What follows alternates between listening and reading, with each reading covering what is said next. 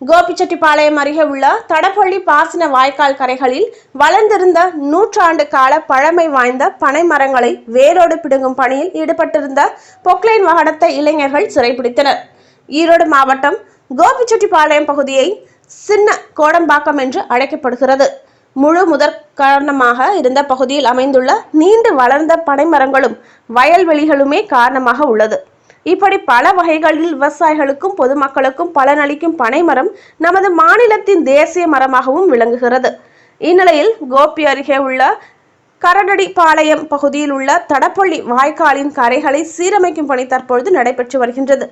அதனைத் தொடர்ந்து இந்த பணிகளில் ஈடுபட்டிருந்த ஊழியர்கள் பொக்லைன் வாகனத்தின் மூலம் கரைகளில் ஓரத்தில் உள்ள மண் திட்டுகளை சமப்படுத்தும் வகையில் அருகே வளர்ந்திருந்த 100 ஆண்டு காலம் பழமை வாய்ந்த பனை மரங்களை இயந்திரங்களின் உதவியுடன் வேரோடு சாய்ப்பதை கண்ட அந்த பகுதி இளைஞர்கள் அந்த பொக்லைன் வாகனத்தை சிறைப்பிடித்து வருவாய்த்துறை அதிகாரிகளுக்கு தகவல் கொடுத்தனர். சம்பவ இடத்திற்கு வந்த அதிகாரிகள் பொக்லைன் வாகன ஓட்டுநரிடம் விசாரணை நடத்தியதில் எந்த முன் அனுமதியின்றி பனை மரங்களை சேதப்படுத்தியது உறுதியானதை தொடர்ந்து இதுகுறித்து மாவட்ட நிர்வாகத்திற்கு தகவல் தெரிவித்தார். பனை மரங்களை சேதப்படுத்திய நபர்கள் மீது நடவடிக்கை எடுக்க வேண்டி அந்த பகுதியில் வசிக்கும் 10க்கும் மேற்பட்ட இளைஞர்கள் கோட்டாட்சியரிடம் புகார் அளித்துள்ளனர்.